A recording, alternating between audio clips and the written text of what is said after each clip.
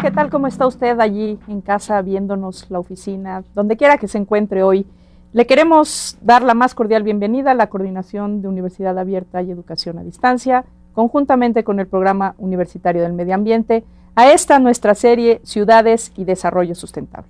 Hoy le presentamos el último de nuestros programas de esta serie, Ciudades para quién. Las ciudades son espacios importantes, son centros de actividad productiva, crecimiento económico, desarrollo cultural. Sin embargo, y como hemos visto a lo largo de esta serie, la preeminencia de intereses inmobiliarios por sobre cualquier otro factor en la configuración de los espacios urbanos, el diseño de las ciudades para el tráfico de vehículos particulares, la desarticulación entre zonas de servicios laborales y de vivienda, el no considerar la dimensión ambiental en la planeación urbana, vuelven y han vuelto, desde luego, muy difícil las actividades cotidianas de millones de gentes que habitamos en ciudades. En nuestro país, más del 70%, en el mundo, más de la mitad, degradando nuestra calidad de vida y poniendo en peligro la sustentabilidad de las ciudades mismas. Hoy, para platicar de ciudades para quién, tengo tres invitados que tengo el honor de presentarles a ustedes. Con nosotros se encuentran el arquitecto Javier Hidalgo. Javier Hidalgo es el director general del Instituto de la Juventud del Distrito Federal. Javier, muchísimas gracias, bienvenido. Se encuentra con nosotros el maestro Gustavo Romero Fernández. Él es profesor de tiempo completo en la Facultad de Arquitectura y en el posgrado de la Facultad de Arquitectura de nuestra Casa de Estudios, la UNAM. Y se encuentra también, maestro Gustavo, bienvenido, muchísimas gracias. Es un placer que estés con nosotros. Nos falta a veces esa parte, ese enfoque desde lo urbano, desde los urbanistas, cómo ven, cómo planeamos nuestra ciudad. Y bueno, y por último, al final, pero no por último, quiero presentarles a ustedes a Inti Muñoz Santini. Él es el director del Fideicomiso del Centro Histórico de la Ciudad de México, que como usted sabe, se ha dedicado a rescatar espacios de nuestra ciudad, de nuestro centro histórico, para el aprovechamiento de las colectividades. Le recordamos nuestro buzón de voz, 56 22 87 20, 56 22 87 18. Déjenos sus comentarios, sus dudas, sus sugerencias. Les recuerdo nuestro correo electrónico en mirador@coaed.unam.mx y envíenos, ya sabe usted, sus dudas, sus comentarios. Estamos en Twitter, podemos contestarle inmediatamente sus dudas, sus preguntas en @pumaambiente. Y bueno, para arrancar este programa, los invitamos a que vean la cápsula introductoria que hemos preparado para ustedes, Otras ciudades posibles.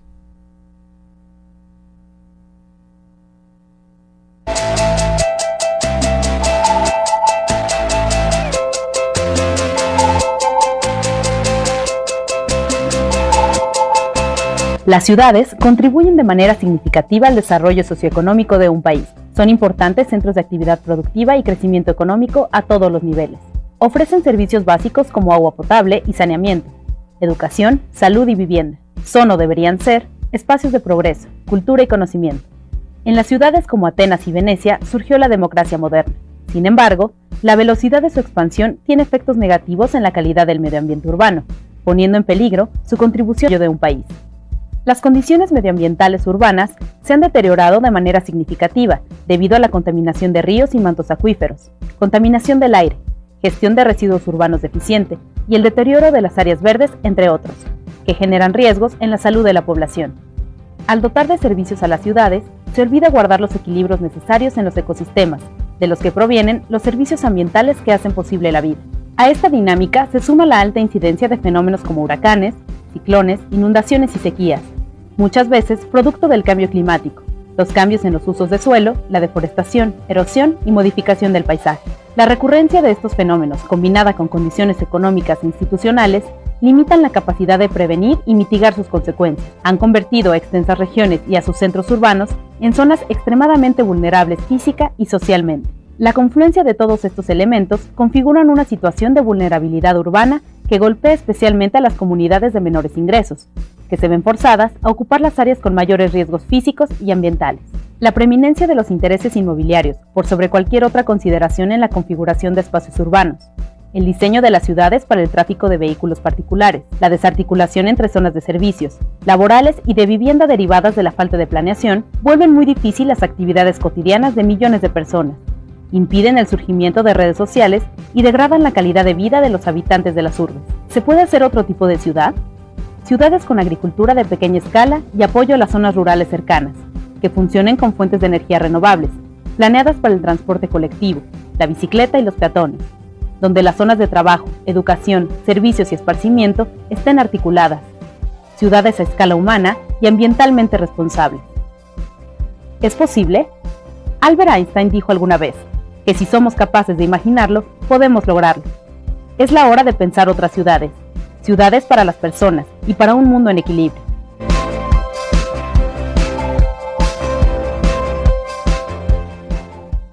Bueno, pues vamos a platicar de esto. Podemos construir ciudades sustentables. ¿Para quiénes estamos haciendo ciudades?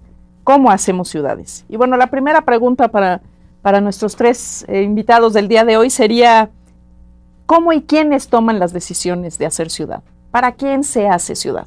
Javier. Bueno, primero hay que ver el concepto que domina para poder diseñar la ciudad. Pues, históricamente se han hecho para quien tiene auto, todo el proyecto urbanístico, arquitectónico es para ello. Finalmente estamos ya reconociendo ese grave error y a partir del colapso que existe ya en la ciudad para hacerla habitable, y hay una tendencia que viven y que tuvieron las experiencias las ciudades europeas de hacer la ciudad a la escala de la persona, del peatón, del ser humano, que finalmente es quien ocupa el espacio urbano.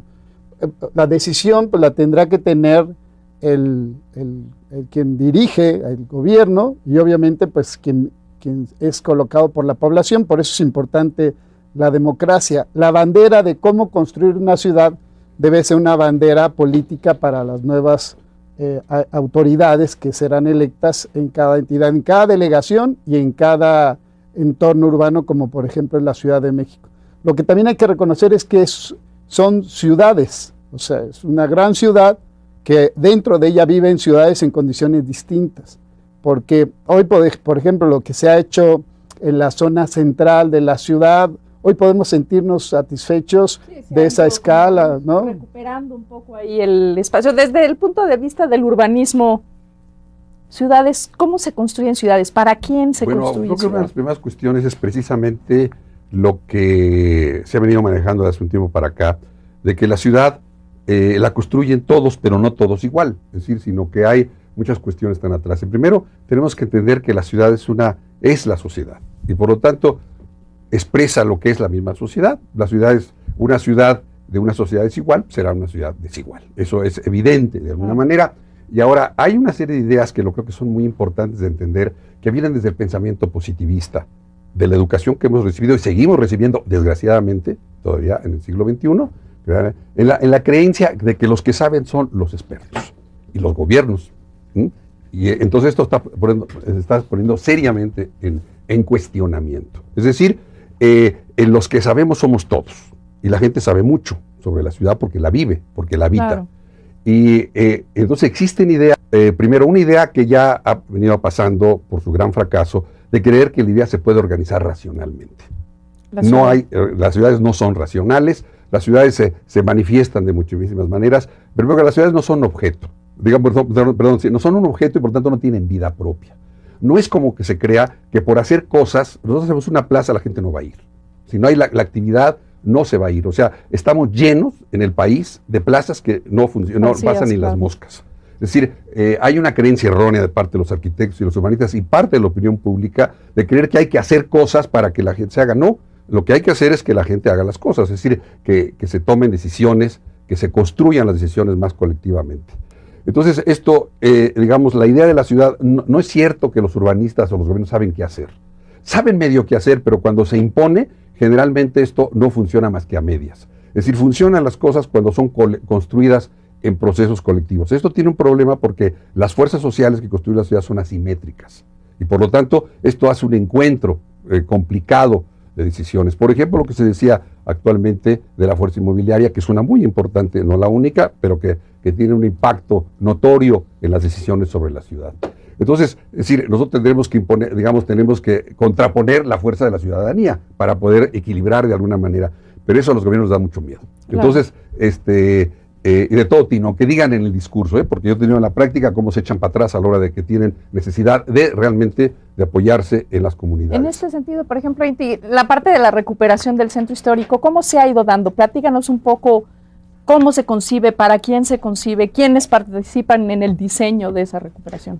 Sí, bueno, yo antes quisiera coincidir con que en efecto la ciudad es espejo, es reflejo fiel de las distintas ideas de sociedad que han prevalecido en cada momento histórico. Y por lo tanto, ciudades como la Ciudad de México son reflejo de pues, un tipo de aspiración moderna, un tipo de idea de cómo funciona la sociedad. Además ha ido cambiando claramente por épocas. Así es, ¿no? Claro. La ciudad de los 50, bueno, la ciudad de los palacios, claro. La ciudad de los 50 que nos marcó con una mala costumbre en la Ciudad de México, que tiene que ver con esa relativa obsesión por destruir lo anterior.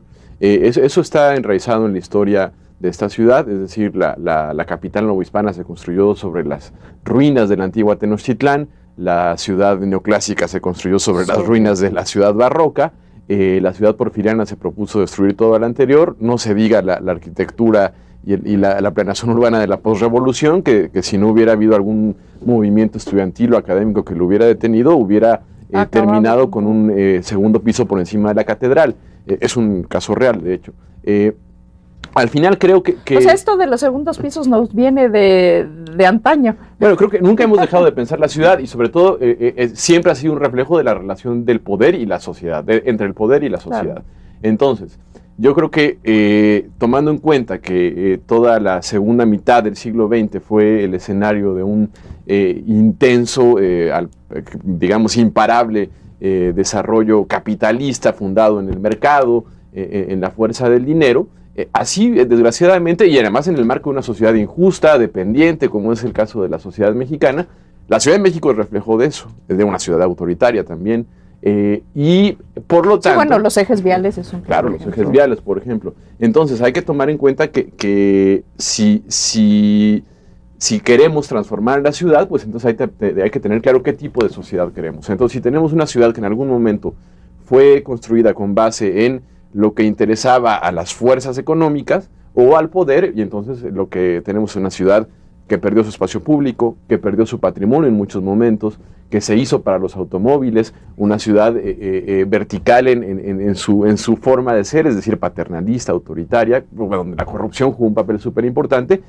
Ahora la apuesta debe ser una ciudad para la gente, una ciudad democrática, una ciudad que creo que sí se puede entender como un organismo vivo, en tanto la veamos como un espacio en el cual todos tenemos una cosa que aportar, una idea que poner en la mesa e interactuar horizontalmente de manera, en todos los términos. ¿Es posible? ¿Eso ocurre? Yo creo que la Ciudad de México está viviendo un intenso proceso de transformación, con sus altibajos, con sus contradicciones, por supuesto, teniendo claro que hay muchos retos por delante. Sin embargo, creo que la Ciudad de México es cada vez más democrática. Creo que sin duda es la entidad del país y sobre todo la ciudad del país que tiene mayores espacios de democracia y participación. Por supuesto hay muchas cosas que resolver, hay muchos problemas que todavía hay que remontar, sin embargo eso se va reflejando en que creo que la Ciudad de México es una ciudad que hace conciencia de sí misma.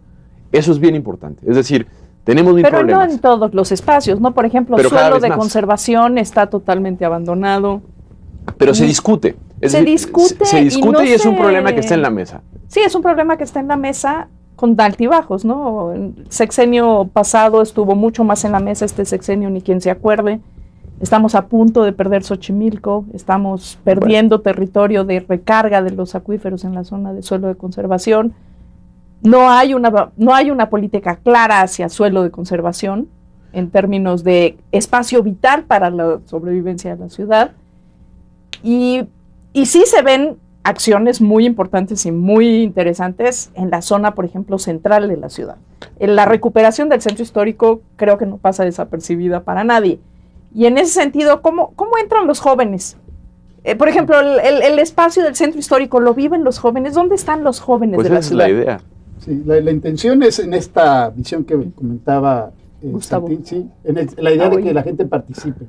Y aquí, bueno, lo que se está hablando de otro tipo de gobierno, hablando de otro tipo de actividades, porque sí, los gobiernos sí inciden en las decisiones de la ciudad. O sea, esta idea de que son ajenos, o sea, sí inciden y han hecho proyectos como esto de los ejes centrales, ¿no? Ahora, bueno, la intención está acompañada todo el proyecto que estamos haciendo de una participación, sobre todo en el caso de los jóvenes, de programas dirigidos hacia ellos, como el programa Prepa Sí, que a partir de que se les otorga una beca, realizan 2 horas de trabajo en beneficio de la comunidad, y eso hace que ellos puedan estar en el espacio público, hacer estas actividades que son para otras personas en todos los espacios, no solo en el centro de la ciudad, sino cerca de la escuela. Es una manera de utilizar el propio recurso público en beneficio de la gente. Y que los jóvenes se apropien de los espacios. Esa es la idea. Porque además a reserva de lo que ustedes puedan opinar, pero si la gente común no nos apropiamos de los espacios públicos, alguien más se apropia de ellos. Los vacíos se llenan. Los vacíos se llenan. Ahí hay una historia reciente muy importante. El gobierno del Distrito Federal, sobre todo a partir de que se elige democráticamente, empieza a recuperar mucho el sitio histórico. Se hace también en el periodo del 94 con Alejandra Moreno, cuando ella era también secretaria de Desarrollo Social, en que por primera vez hay una concepción urbana y no urbanística sobre la ciudad, porque urbanística es hacer obras, hacer obras, ¿no? Así, ya se cree que la cosa es física, y urbano es tener una visión más urbana integral de cómo es la vida urbana y cómo trabajar en ese sentido. Entonces se empieza a hacer, yo creo que cuando se empieza a recuperar el centro histórico, precisamente cuando los jóvenes vuelven a llegar a ella.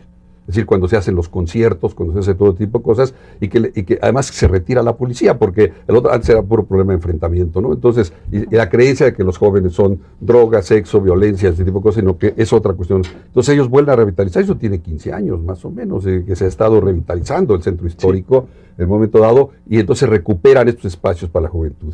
Y bueno, también hay otros procesos. Bueno, la Ciudad de México tiene un proceso, como tú lo dijiste, de 30 años de participación, que se ha ido luchando por la participación en los movimientos sociales urbanos, toda una serie desde el año 76 nosotros hacemos el primer plan junto con la Cooperativa Guerrero, el primer plan hecho por la comunidad para hacer el desarrollo de ese tipo de cosas. Y a partir del 85 hay y el 85 se desarrolla mucho más. Ingreso de la sociedad civil. Se cambia en el 93 las leyes, con el gobierno de Cárdenas se hacen 20 y tantos programas participativos, que hicimos varios, las ONGs y las universidades. Y entonces eso se empieza a hacer, se empieza a abrir completamente y es una ciudad en ese sentido única, pero el Distrito Federal. Recordemos que la área metropolitana es todo el Estado de México y no es exactamente igual en todos los municipios. Claro. Cambia en esa cuestión y entonces nos habla también de una ciudad de una enorme complejidad, porque ahí sí, digamos, podemos decir que por todas sus cuestiones es mucho más complicado que en otras dimensiones tratar de actuar, ¿no? Pero sí es importante porque, por ejemplo, hay algunos mitos urbanos. Por ejemplo, decir que la ciudad es una ciudad que tiene que crecer en altura, eso es una ignorancia. ¿Por qué? Porque la Ciudad de México tiene una de las más altas densidades del mundo de las ciudades grandes. Es decir, Sí, mira. por ejemplo, la ciudad de Los Ángeles, que tiene la mitad de la población, tiene el doble de tamaño, por Claro, ejemplo. sí, las ciudades gringas tienen no el solamente modelo de esas del sur, sino expansión, además ¿no? otras, o sea, también son mucho más grandes, Sí. ¿no? Si la densidad fuera de las ciudades europeas, algunas ciudades europeas, nadie tiene más densidad que la Ciudad de México. Además, la México es mucho más grande. Entonces, la situación nos hace ver Pero que la Ciudad de ¿podríamos México... crecer para arriba o no podríamos crecer? Solamente en algunos sitios, pero más Sí, bien claro, tenemos hay que zonas más bien si complicadas. quisiéramos tener espacios abiertos, más bien tendríamos que crecer más, porque al contrario tenemos gran densidad de construcción. Es decir, si uno va en el avión, ve uno la masa construida, es muy grande y poco espacio abierto. Entonces necesitaríamos más espacio abierto en una dimensión. Ahora, ahí entran otras cosas como la idea de agricultura urbana, ese tipo de cosas que tienen nuevas ideas de cómo, por ejemplo, uno de los grandes problemas que tenemos es la debilidad de las ciudades ante una crisis financiera mundial, porque la financiera mundial para Bueno, todo. pero ahí... Para todo, digamos, y no nos van a llegar los a alimentos, todo y el nivel, 80% de ¿no? los alimentos A ver, vienen de fuera. tú querías... Mira, regresando a tu primera pregunta sobre qué puede aportar el centro histórico como experiencia a la construcción de nuevas ideas para la ciudad. Yo pondré en el centro algunas cosas. Primero, para el centro histórico ha sido fundamental construir consensos. Eso implica concertar, dialogar, incluir a todos los actores, un proceso participativo y horizontal. ¿Cuáles los actores? Y, bien importante además, aprovechar el conocimiento acumulado, la experiencia, nuestra historia, la memoria inmediata y la de los siglos. ¿Qué consensos ha producido el proceso de regeneración del centro histórico? Uno, el centro histórico no debe entenderse como una ciudad museo o como un conjunto de edificios, como decíamos al principio, sino como una ciudad viva. Bien importante. Dos, la idea de patrimonio cultural, es decir, el centro histórico es la ciudad patrimonio de la humanidad más grande del continente americano y una de las más grandes del mundo, pero no se advierte o no advertimos todos los que hemos estado participando en el proceso del centro que el verla como patrimonio y en tanto verla como un tótem pétreo intocable, claro, como una zona arqueológica, puede ser una solución para absolutamente nada. Al contrario, podría ser el fracaso absoluto del centro histórico y podría abonar en su destrucción, es decir, por el abandono, porque no está la gente ahí. Que de hecho si no eso ha ido pasando, ¿no? El centro histórico se fue Así es, se fue. O sea, solo tenía vida en el día. Se despobló. En 85 tenía 90,000 habitantes y en 2005 tenía 31,000 habitantes. Afortunadamente ha habido un pequeño repunte de 2005 a 2010, donde se ha recuperado un 8% de la población. Sin embargo, sigue vacío el 70% del espacio físico. Espacio físico que podría... ¿Quién ocupa ese espacio físico? El vacío, las bodegas. Bodegas, ¿no? Así es. Está ocupado solamente el 30% del espacio físico, sobre todo para comercio, y entonces el reto es que se tiene que volver a poblar. Eso es un consenso, repoblar el centro histórico de una manera plural, incluyente, no como ocurrió en otras ciudades históricas que se recuperaron, donde hubo este fenómeno que los urbanistas llaman gentrificación, exclusión de los anteriores habitantes. Así es.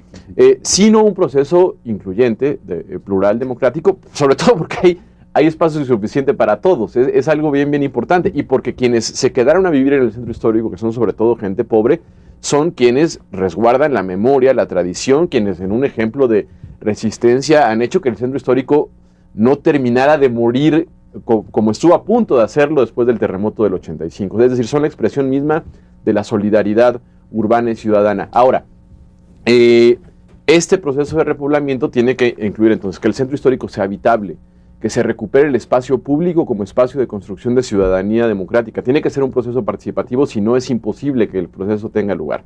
Y al final, el patrimonio tiene que entenderse como el espacio de encuentro donde aprendemos de nuevo a entender quiénes somos. Es decir, la ciudad histórica tiene una función. Algunos expertos de la UNESCO, platicamos con ellos el otro día, nos decían, ¿para qué sirve la ciudad histórica? ¿Para qué sirve la ciudad patrimonio? Y creo que una primera respuesta, que es de esos consensos obtenidos a través del diálogo, es que la función de la ciudad histórica es educar, ser una ciudad educadora, y en ese sentido, el centro histórico, esa vieja ciudad de 700 años de historia, que en varios momentos estuvo a punto de colapsarse, que vivió una prolongada crisis urbana y que hoy parece comenzar a regenerarse, debe imaginarse como la ciudad del futuro, es decir, la ciudad a la que aspiramos. Y hecha además en una estructura urbana que no estaba pensada para los autos. Y si hay una disputa en la ciudad, o sea, aquí lo que estamos platicando es de ideas, Claro. pero de verdad hay visiones distintas de la ciudad. En el territorio se ven esas visiones. Y que estas, a la hora de las grandes decisiones, sí tiene que ver la política, sí tienen que ver los gobiernos, pero evidentemente esta tiene que hacerse con la gente. Entonces, lo que está sucediendo en el centro histórico es hablar de una ciudad en escala de la persona. Lo que tendríamos que pensar en esta disputa es recuperar esta ciudad, pero estamos hablando de la gran ciudad, con todos los espacios, desde Ecatepec, que vive en una situación desolada, realmente sin vegetaciones, o aquí en Santa Úrsula, donde sigue dominando el auto, ¿verdad? Sobre las personas son realmente las banquetas muy angostas, ¿verdad? O sea, alguien decía que la ciudad se mide por el ancho de sus banquetas, ¿verdad? De cómo la gente puede disfrutarla de la misma. Claro que, como dice Gustavo, no por hacer banquetas anchas quiere decir que la gente va a caminar por ahí. Tiene que ser un concepto general, amplio, donde va incluido el equilibrio de los usos, de las funciones, de la perspectiva de la ciudad. Hay diferentes conceptos de ciudades, como esta de Los Ángeles, donde, bueno, los freeways y las grandes llegadas del auto, como el rey de la propia ciudad, o las europeas, en donde uno ve como, bueno, Ámsterdam y estas ciudades donde el ser humano cuenta. Bueno, ese es algo que podemos ambicionar. Hoy, por ejemplo, la bicicleta, aunque pareciera algo banal, puede jugar un papel muy importante en el equilibrio de esta perspectiva, ¿verdad? Pero por ejemplo, ahora que tomas el tema de la bicicleta, me parece muy importante. Hay un programa del gobierno de la ciudad, ¿no? El de las bicicletas. Sí, Ecobici es una parte de todo un programa donde buscaríamos que la ciudad encuentre esta escala, porque no podemos recorrer la ciudad caminando, ¿verdad? Que pueda ayudar al transporte público y al transporte privado, pero eso podemos decir es una parte. Lo más importante es el de poder descubrir la ciudad a otra escala, que la gente puede decir, esto del centro histórico yo no lo había valorado, ¿verdad? Cuando camina por él, cuando camina por Reforma, por Madero, bueno, eso hay que trasladarlo a Pantitlán, hay que trasladarlo a Iztapalapa, hay que trasladarlo a la ciudad, decir, otra ciudad es posible si nosotros la podemos diseñar en esta perspectiva, y eso sí es una disputa por la perspectiva de ciudad, y sí es una disputa que se hace en la política y que se hace a partir de los propios proyectos que los gobiernos, que al final son quien decide lo lleva adelante lo que la gente desea, ¿verdad? Y a veces los gobiernos ni siquiera son los que están ordenando el crecimiento de las ciudades. Y eso lo estamos viendo, ¿no? Con estos desarrollos inmobiliarios brutales. En esa disputa es donde está una posición que comparto con Gustavo, que tienes que hacer con la gente. Por ejemplo, el proyecto de mejoramiento barrial es increíble, que Gustavo aquí es parte de ese mismo, o sea, lo que desarrolla la gente, lo que logra a partir de su perspectiva de vivir el espacio, de soñar el espacio público que cotidianamente vive, y con pocos recursos que se les entrega, ha sido fantástico. Entonces, esa perspectiva es la que tendremos que aprender y poder trasladar lo que se hace en el centro histórico, la parte con tomar en cuenta la participación de la gente, los jóvenes que están involucrados en ir modificando esta ciudad, y si es posible, lo que hemos hecho en el centro histórico, ahora hagámoslo en toda la ciudad. Claro, esos son ejemplos que se pueden retomar para ir articulando en otros espacios de la ciudad donde ciertamente no hay actualmente intervención ni orden, y de hecho está creciendo la ciudad en las zonas de suelo de conservación, en otras zonas está redensificándose. Mucho menos que antes, es decir, también no está tan la presión demográfica ha ido disminuyendo. Evidentemente hay un problema que resolver. Sin embargo, donde la ciudad se desborda, pues es hacia el Estado de México. Vamos a hacer una pausa y ahora regresamos. Venimos con usted, no se nos vaya.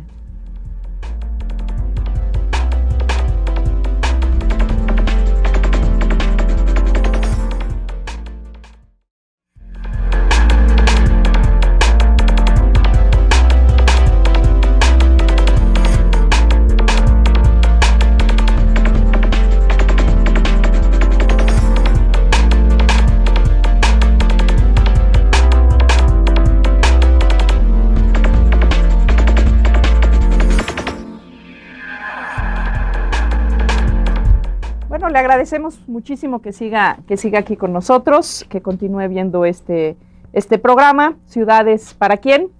Le recordamos nuestros teléfonos para sus sugerencias, para sus comentarios, para que esté en contacto con nosotros. 5622-8728, 5622-8720 y 5622-8718. También nos puede mandar correos a infopuma@sid.unam.mx o bien tuiteenos, estamos aquí en @pumaambiente. Y bueno, regresamos con nuestros invitados, estábamos aquí en la pausa en una gran charla, y yo les quiero preguntar a ellos qué elementos, recogiendo lo que estábamos discutiendo, pero orientando un poquito hacia qué elementos nos permiten construir una ciudad incluyente. Bueno, ¿cuáles serían los elementos articuladores de una propuesta de ciudad incluyente? Evidentemente que la participación y sobre los intereses de la propia población. Un interés que es básico y que va a ser fundamental en el desarrollo de la ciudad es la perspectiva sobre el medio ambiente, sobre el entorno ecológico. Esta ciudad en sí mismo pues está ya afectando un entorno desde su nacimiento, ¿verdad? Vamos a la historia del lago, de cómo ha ido creciendo y no hay no hemos logrado tener una perspectiva en el entendido que la ciudad que se ha hecho en los últimos 100 años, que abarca ya una cantidad de población impensable, ¿cuál va a ser su perspectiva, ¿verdad? ¿Hacia dónde va a crecer?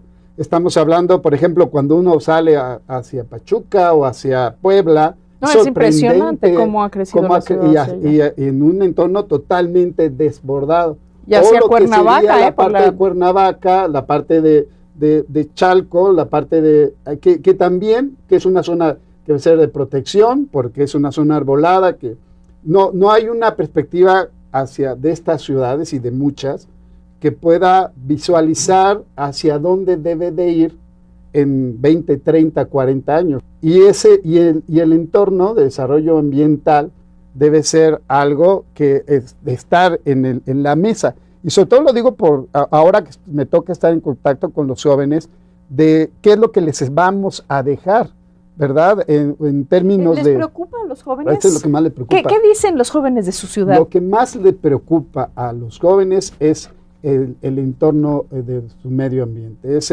la cuestión sobre la sobrevivencia del propio planeta y la inacción que hacemos para preservarlo. Y en la construcción de la ciudad hay una gran responsabilidad. Evidentemente, pues tiene que ver con el consumo, con la quema de energéticos, con muchas otras cosas, pero hacer un espacio de ciudad habitable, armónico y además que pueda vivir, que pueda sobrevivir, porque también esto, claro, digo, lo que está pasando en los lugares, las catástrofes que vemos de Japón, de Haití, pues, es realmente cómo se mueve nuestro planeta, que es un ser vivo, ¿no? ¿Verdad? Y que pareciera que lo menospreciamos al construir estos grandes espacios urbanos, al no considerar pues que hay que la naturaleza pues tiene diferentes formas pues de manifestarse. Ya vimos ahora lo que pasó en España, ¿no? Un sismo apenas, de 5, sí. Un sismo que para nosotros ni es sismo. Generó terror. Gerardo, perdón, Gustavo. Mira, yo creo que la primera cuestión fundamental tiene que ver con el hecho de que se pueda hacer un diagnóstico colectivo y participativo. Participativo de todos los actores. El participativo no quiere decir que sean solamente los habitantes, sino todos los actores que tienen que ver con la construcción de la ciudad. Tiene que ser un diagnóstico participativo que nos haga reflexionar sobre qué es la ciudad, cómo entender la ciudad, cómo entender sobre todo estas dimensiones, en sus diferentes situaciones. ¿Y porque hemos concentrado mucho en el Distrito Federal, que es por mucho mejor que el resto de toda esta situación. Ya lo decías tú, en el sentido, ¿qué pasa con las otras regiones de la periferia de México, ¿no? Entonces yo creo que eso primero es una primera parte que puede hacer que sea, mayor conciencia de cómo podemos actuar cada uno de los actores con las diferentes responsabilidades, la que tiene el gobierno, la que tienen los ciudadanos, la que tienen las fuerzas también en ese sentido, y eso tiene que ser, vuelvo a repetir, un diagnóstico, digamos, que se pueda construir. La otra cuestión es que vienen a ser las ideas que puede haber sobre la ciudad, que hemos dicho muchas veces. Hay muchas ideas de ciudad. Por ejemplo, la discusión sobre transporte colectivo, transporte individual, en qué dimensiones, con qué cosas, con qué situaciones, que hay discusiones como hay momentos muy importantes, como una ciudad sin autos, que dirigen varias gentes, muy interesantes, con mucha... Dice, bueno, paremos a los coches, estorbémoslos por todos lados, quitémoslos de las vías rápidas, metamos transporte público en las vías rápidas, se va a hacer un poquito de eso, y entonces pongámosles el costo a los ¿Eso autos está como en pasando Londres. en algún lugar? En Londres, por ejemplo, les cobran 6 Sí, libras claro. esterlinas cada vez que entran al centro o a los centros. Bueno, esas son las cuestiones. La otra es la discusión Y hay muchos sobre la centros a los cuales importancia ya no se puede del entrar. espacio público que ya está haciendo aquí, pero no, ya se empieza a hacer a partir de la experiencia del Distrito Federal, en donde es muy importante que la gente es la que, en el programa del Distrito Federal, tiene que haber primero organización social. Si no hay organización social, no hay dinero, no hay... Entonces es muy importante. Estamos variando el hecho porque el eje es la participación social, no lo técnico, no lo otro, pues, sino eso es lo fundamental. Entonces, ya se está dando a otros lados. Yo la semana próxima participo en una discusión del Sistema Nacional para el Espacio Público, ese tipo de cosas. En este momento participando también en Infonavit, que se han hecho 31 trabajos en los conjuntos habitacionales con participación de la ciudadanía. Entonces, ahí hay un cambio poco a poco en ese sentido. Bueno, ya era hora de que Bueno. nos diéramos cuenta de que la ciudad la habita la gente. Entonces, Y la gente estas tiene ideas, lo de la algo que agricultura opinar. urbana, que lo menos eficiente son las sociedades verdes, eso es lo menos eficiente, eso no es tan bueno. No, sino, es un problema de estrategia, es un problema de estrategia. ¿Cómo podemos hacer que la ciudad pueda tener 50-60% de sus alimentos en una interland, más o menos, para que no nos moramos de hambre en una crisis financiera, en otro problema de ese tipo? Porque recibimos el 90% de los alimentos de fuera. Entonces, necesitamos tener una estrategia de geografía. Bueno, pero eso eran las ciudades. Entonces, eso tiene que ser modificar las ciudades, porque no es tan fácil. A los costos de ciudad, a los costos del terreno en la ciudad, tiene que modificarse ciertas cosas, tiene que ser discusiones. Claro, pero Entonces, eso es casi construyendo repensar la discusiones, idea vamos de a ir ciudad. entrando, porque no hay soluciones absolutas. Todo el mundo tiene, yo les puedo anunciar y vamos a hacer 150 soluciones, todas son muy interesantes y buenas. El problema es, como dice, el cómo construimos los consensos. Yo creo que en el mismo sentido de lo que dicen Javier y Gustavo, hay que profundizar en el reconocimiento y la conciencia del otro. Es algo fundamental. Es decir, que apostemos por una ciudad solidaria, que apostemos por una ciudad... ¿Qué quiere decir una ciudad solidaria? Una ciudad, yo la imagino como una ciudad, regresando al término, como se concibió en la Ilustración y en los mejores momentos de la apuesta moderna para cambiar el mundo, como una ciudad en la que nos veamos como iguales y colaboremos entre todos para construir una sociedad mejor, una sociedad menos desigual. Yo creo que hay que apostar porque la ciudad tenga los menores niveles posibles de desigualdad cada día. Es decir, si no apostamos por una ciudad justa, una ciudad equitativa, no va a haber participación social. ¿Y cómo haces no eso, va a haber... por ejemplo, si tú tienes el Pedregal, Santa Fe, Iztapalapa? Bueno, evidentemente no se soluciona de un día para otro, no hay una varita mágica ni una fórmula secreta. Creo que debe ser un trabajo colectivo del gobierno y la sociedad, un trabajo que implica tesón, implica, por supuesto, inteligencia, diálogo otra vez, diagnósticos, utilizar las nuevas tecnologías, aprovechar el hecho de que en esta ciudad estén las principales universidades de América Latina, grandes universidades públicas como la UNAM, y en ese sentido, entonces, entender que solo así, una ciudad solidaria, más justa, donde nos reconozcamos los unos a los otros, podremos ir dando pasos. Es decir, ¿qué valor tiene Prepa Sí? O sea, el hecho de que la ciudad se haga cargo de asegurar que permanezcan en el bachillerato prácticamente el 96% de los estudiantes de bachillerato público, tiene unas implicaciones sociales, ciudadanas, democráticas fundamentales. Es decir, estamos apostando por una sociedad mejor, más justa, más incluyente, más democrática.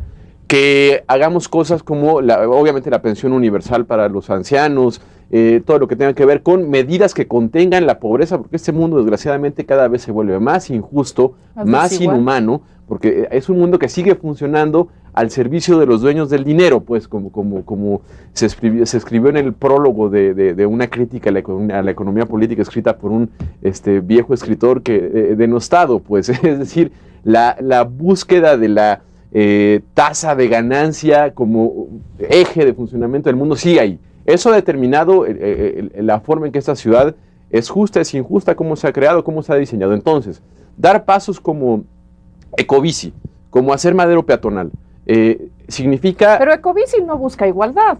Yo creo que Ecobici ha significado si no dar un paso. tienes una tarjeta de crédito y no no, vives o o te teléfono, una línea de transportas en teléfono. Polanco, Usar no. bicicleta ya te da igualdad. Claro que sí. Tan solo usar la bicicleta ya es Ya no te... Sí, pero unos poquitos tienen acceso a ese programa. En una cabina, porque no es solamente... La parte importante, lo que comenta Inti, es el papel que tiene el mercado, que tiene su papel, que debemos estimular su crecimiento, que crezca, que pueda desarrollarse, y el papel que debe contar el Estado, que aquí sería el Estado de la ciudad, buscando condiciones de equidad y de igualdad, que esta desigualdad que genera el mercado, el Estado la pueda... Estamos absolutamente y la verdad de es algo que nos podemos sentir ahora, es algo que se tiene que valorar también en las políticas de las ciudades.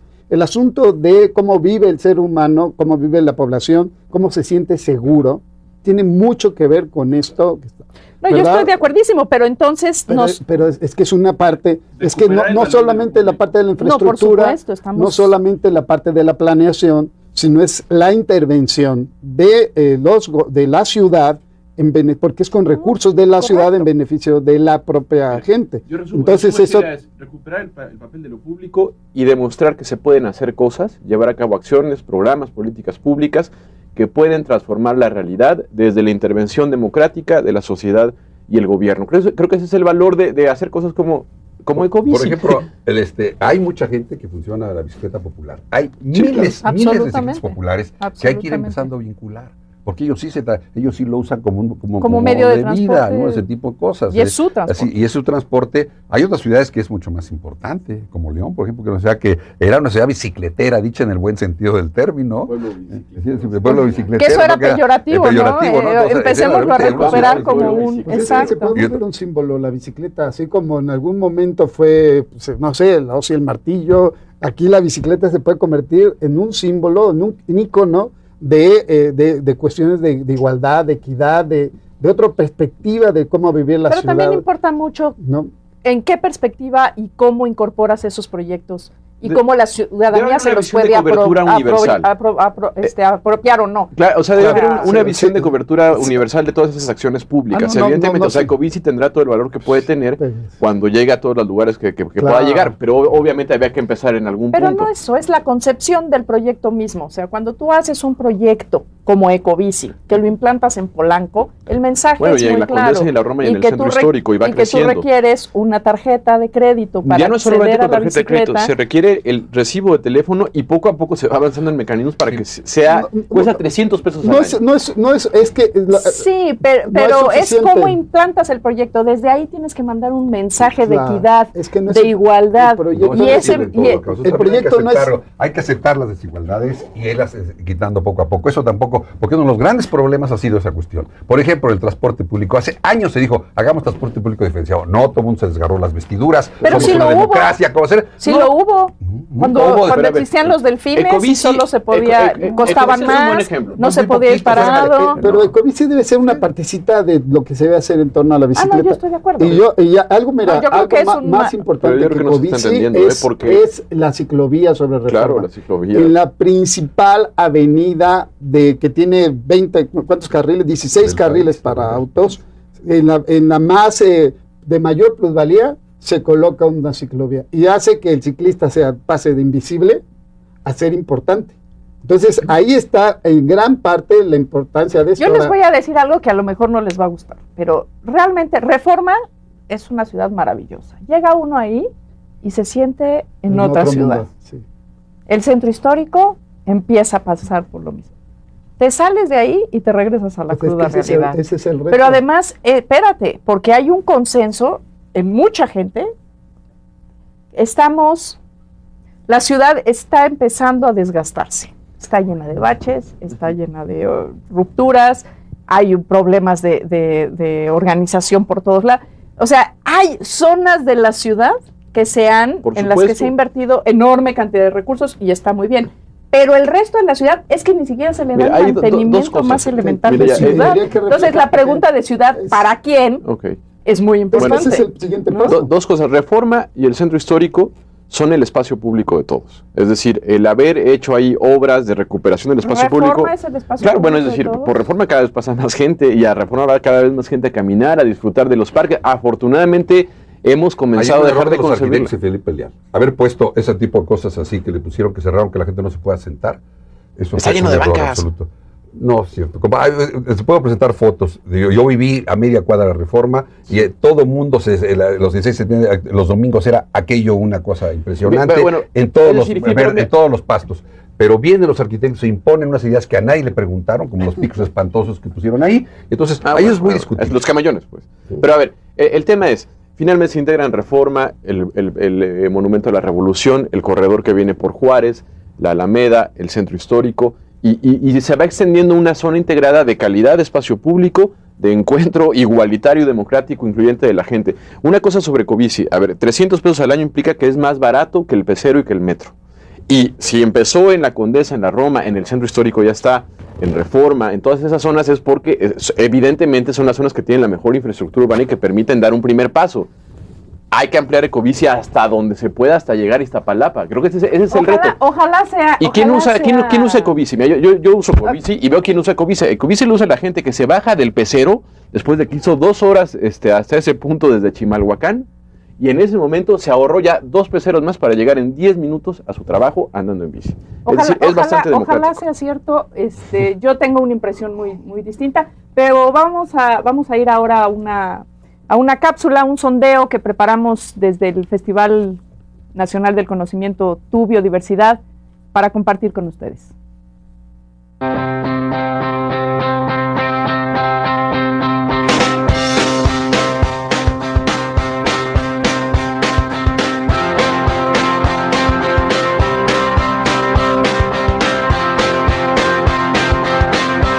Las exposiciones, ¿cómo las han dado? Te explican muy bien. Bonitos, hechos por reciclados. Pues está súper padre todos los mensajes que trae, está súper bien que hagamos conciencia de todos los que estamos afectando al medio ambiente. Las maquetas de las prepas son bastante interesantes, pues son chicos de bachillerato que pues, se esfuerzan bastante en tomar conciencia con todas las personas. Está de lujo. Por ejemplo, yo reciclando nos dan unos tipos garbiches que los puedes canjear por varias cosas, respirar de un arbolito, o por ejemplo yo me lo llevé por 10 garbiches. Está muy bueno. Y pues también la banda hippie sí le da algún toque especial. A mí me gustó la zona que está allá las zonas mexicanas, del café, el maíz, cómo están ellos tratando de salvar su zona donde siembran. Las exposiciones y más la de los arrecifes y los corales. Mira, me gusta todo porque con ideas muy creativas hacen reciclado de basura y nos muestran sketch o cuadros pues para mostrar los diversos hábitats y cómo se está destruyendo el planeta.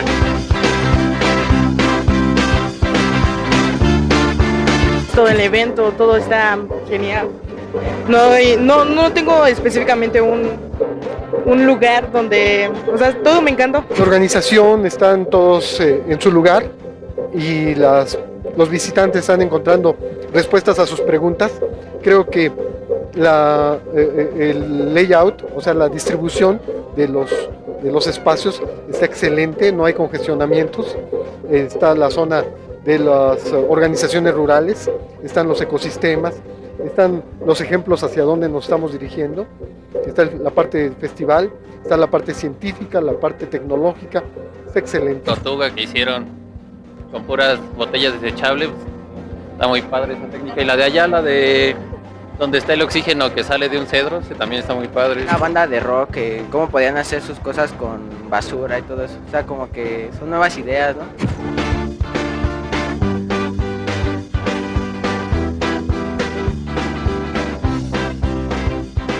Sí, por supuesto, porque eso haría que más personas fuéramos más conscientes sobre la ecología. Son perfectos para poder dar más información a las personas, porque muchos ignoramos lo que está pasando, entonces pues bueno, así que nos den algo a la vista, pues está bien. La imaginación de todos para hacernos redactar sobre lo de el mundo, lo que está pasando y lo que puede pasar si no lo cuidamos. Lo que se debe invertir y hacer que la concientización vaya hacia la ciencia y la tecnología, porque si la ciencia y la tecnología y la extracción de recursos es la que nos está haciendo que nos contaminemos y que el planeta se sobrecaliente, solo desde la ciencia y la tecnología se va a poder arreglar. Los cuadros están muy ingeniosos. Sí, también Bueno, los programas, por ejemplo, el del agua que patenta la UNAM, me parece interesante y bueno, es como la información que necesitan algunos jóvenes para poder conservar más la biodiversidad.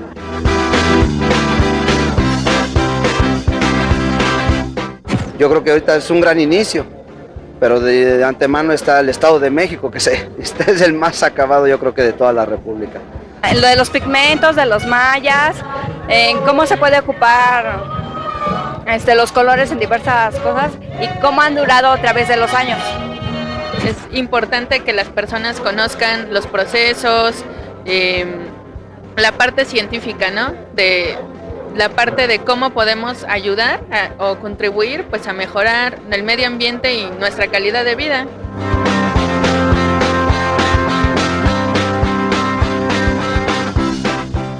Bueno, pues ahí tiene usted lo que pensó la gente durante este Festival Nacional del Conocimiento que se desarrolló en la Plaza de la República, en el Monumento a la Revolución, con el trabajo de nuestra Casa de Estudios, de la UNAM, y el apoyo y el trabajo del Gobierno de la Ciudad de México. Y bueno, pues vamos a cerrar este programa, vamos a cerrar esta serie, y le voy a pedir a mis invitados una breve recapitulación, un breve cierre de cada uno de ellos para despedirnos de usted el día de hoy. Inti. Bueno, creo que así como la idea de ciudad moderna que se procesó de manera vertical, autoritaria, paternalista, nos llevó a tener una ciudad para los coches, una ciudad injusta, una ciudad caótica, una ciudad contaminada donde destruimos el medio ambiente e incluso la memoria histórica. También una nueva idea de ciudad moderna, una idea renovada de ciudad moderna, es posible. Y esa idea de ciudad es una donde se amplíen los derechos, haya participación para todas las soluciones, se apueste por soluciones creativas, por construcción de alternativas, ante pues la impronta permanente, el enorme peso del pensamiento único, de las fórmulas mágicas, de una sola idea de pensar. Es decir... Y las fuerzas del mercado, ¿no? Y las fuerzas del mercado, así es. Entonces, creo que esa otra idea de modernidad es una buena apuesta para construir una ciudad mejor, es apostar por construir una sociedad mejor. Muy bien. Gustavo. Pues básicamente primero, y como se había dicho, hay que luchar contra la desigualdad en la sociedad. Es decir, eliminar la desigualdad evidentemente nos va dando mejores bases para poder construir otro tipo de ciudad. Con toda esta discusión que tiene que haber sobre las posibilidades de cómo podemos tratar de organizar las ciudades, no planificarlas, organizar las ciudades en función de las diferentes fuerzas, de las diferentes situaciones existentes. Entre ellas, entonces, tendría que irse discutiendo las diferentes ideas sobre la ciudad. Una de ellas muy importante, lo es el espacio público, las centralidades. Por ejemplo, hay muchas zonas de la Ciudad de México, de la gran área metropolitana, que carecen propias centralidades tipo Coyoacán, tipo San Ángel, tipo... O sea, sus centros. Centros propios, las centralidades propias que hagan vida barrial, a darle mayor fuerza. Pero son discusiones, porque no son ideas que se pueden hacer meramente, sino que como la idea de una agricultura urbana más genérica, con diferentes dimensiones, la discusión de transporte público, transporte social, que tienen que ser discutidas socialmente, y ir trabajando en implementaciones, como se decía, bueno, lo de la bici tendrá que ir poco a poco, y ir juntando con los sectores populares, y ver sus dimensiones, y establecer su estrategia. Una estrategia es muchas veces actuar con los grupos que lo van a hacer exitoso, para que sea un modelo después de copiarse. El otro problema, gran problema de la vivienda popular. La vivienda popular se tiene una enorme ignorancia. La mayor parte de ellas son grandes barrios, son mucho mejores que los conjuntos habitacionales. No, Después de 10, 20 años han demostrado la mayor parte de ellos. Pocos se suscitan en lugares muy conflictivos, pero han sido una mejor solución. Muchas gracias, Gustavo. Javier. Bueno, esta idea pues ya están plasmados diferentes proyectos hoy en la ciudad, el proyecto social, que es muy importante considerar, el rescate del espacio público, de los lugares que se ha logrado rescatar, el de lograr una ciudad a escala humana. Eso hay que contraponerlo como venía la tendencia de la ciudad y tratar de discutirlo en esta idea que dice Gustavo, hablar de la gran ciudad también, ¿verdad? Estos proyectos que hay sobre el lago de Texcoco, hacia dónde restringir y hacia dónde conducir el crecimiento de la ciudad, y entonces sí empezar a proyectar ya la ciudad en esta gran ciudad, en la misma calidad que vemos en algunos sitios, en toda la ciudad. Ese es el reto, es llegar a que toda la ciudad viva en mismas condiciones de confort y de desarrollo humano. Muy bien, muchas gracias. Pues agradezco mucho a Inti, Gustavo, Javier, su presencia el día de hoy. Despedimos nuestra serie Ciudades y Desarrollo Sustentable. El Programa Universitario de Medio Ambiente quiere hacerle a usted un reconocimiento especial por haber estado con nosotros y quiere hacer un reconocimiento especial también al Departamento de Televisión Educativa de la Coordinación de Universidad Abierta y Educación a Distancia, al jefe del departamento, a Julio César Pérez, a la realizadora de la serie, Nancy Audelo y Mariana Cornejo, postproducción, Valeria Cruz, apoyo a la producción, Miriam Gallegos, José Ramón San Pablo y Juan Rodríguez, operación de audio, René Vega, camarógrafos, Daniel Villarreal, Arturo Díaz, Magdiel Sánchez, al floor manager que nos mantiene en orden el programa y nos va avisando cuándo tenemos que hacer, qué tenemos que hacer, Guillermo Farías, muchísimas gracias. Y a usted, le repito, usted que nos siguió en su casa durante toda esta serie, esperamos verlo pronto en una nueva serie. Muchísimas gracias, hasta la próxima.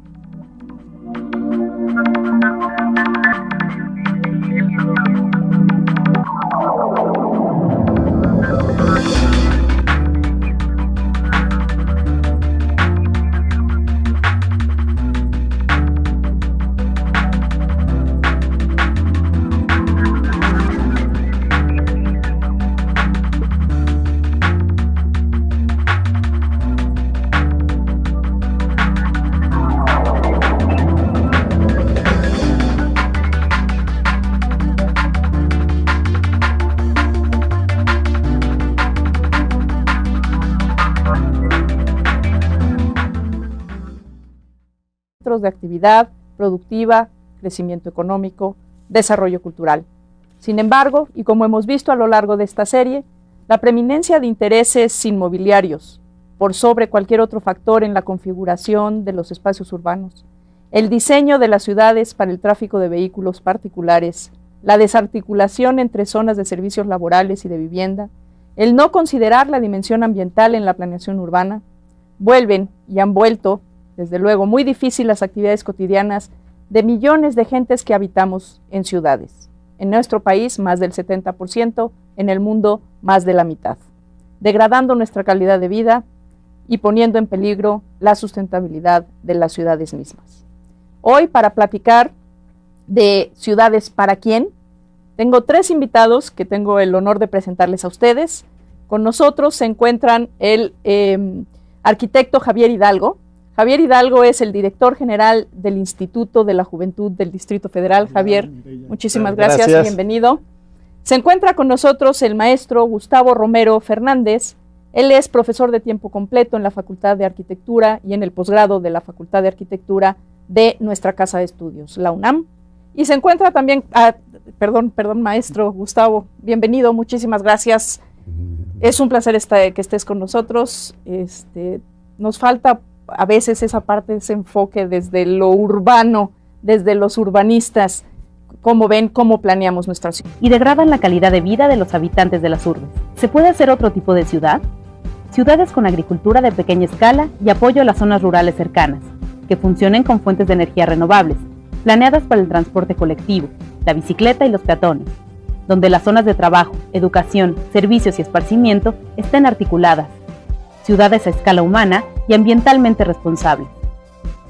¿Es posible? Albert Einstein dijo alguna vez que si somos capaces de imaginarlo, podemos lograrlo. Es la hora de pensar otras ciudades, ciudades para las personas y para un mundo en equilibrio.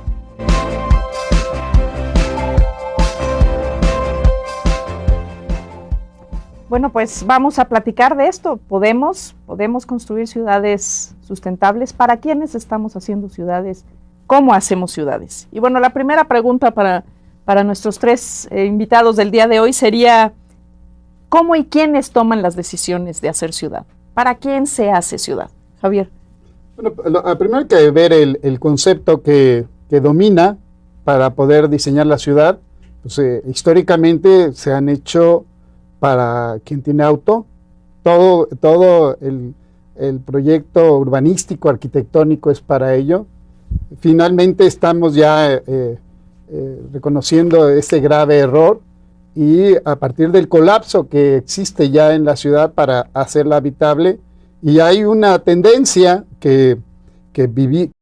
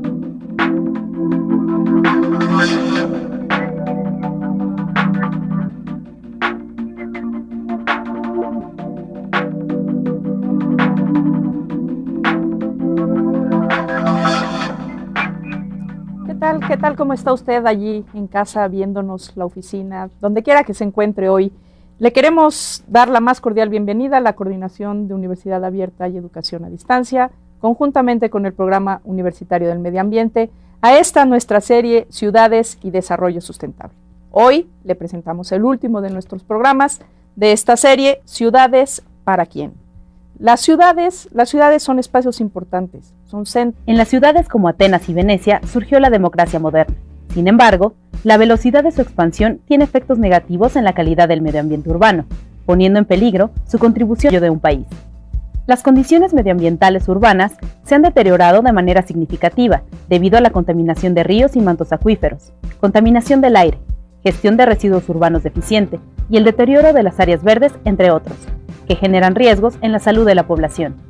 Al dotar de servicios a las ciudades, se olvida guardar los equilibrios necesarios en los ecosistemas, de los que provienen los servicios ambientales que hacen posible la vida. A esta dinámica se suma la alta incidencia de fenómenos como huracanes, ciclones, inundaciones y sequías, muchas veces producto del cambio climático, los cambios en los usos de suelo, la deforestación, erosión y modificación del paisaje.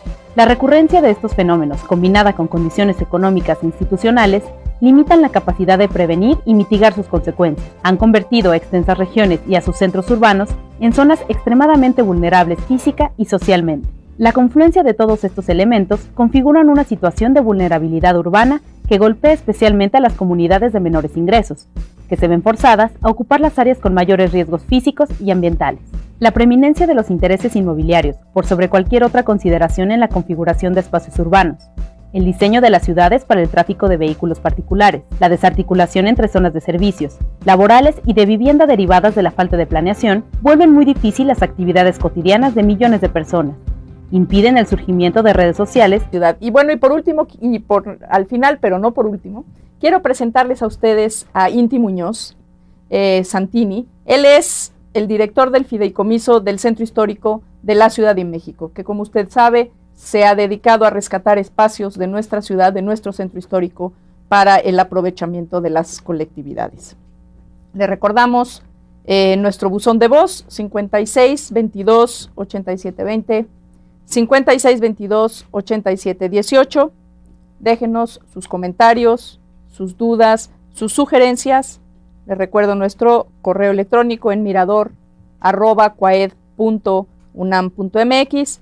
Y envíenos, ya sabe usted, sus dudas, sus comentarios. Estamos en Twitter, podemos contestarle inmediatamente sus dudas, sus preguntas en @pumaambiente.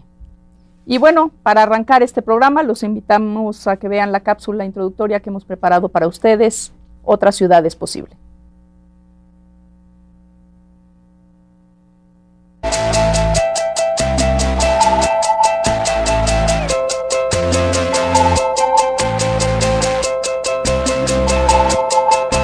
Las ciudades contribuyen de manera significativa al desarrollo socioeconómico de un país. Son importantes centros de actividad productiva y crecimiento económico a todos los niveles. Ofrecen servicios básicos como agua potable y saneamiento, educación, salud y vivienda. Son o deberían ser espacios de progreso, cultura y conocimiento.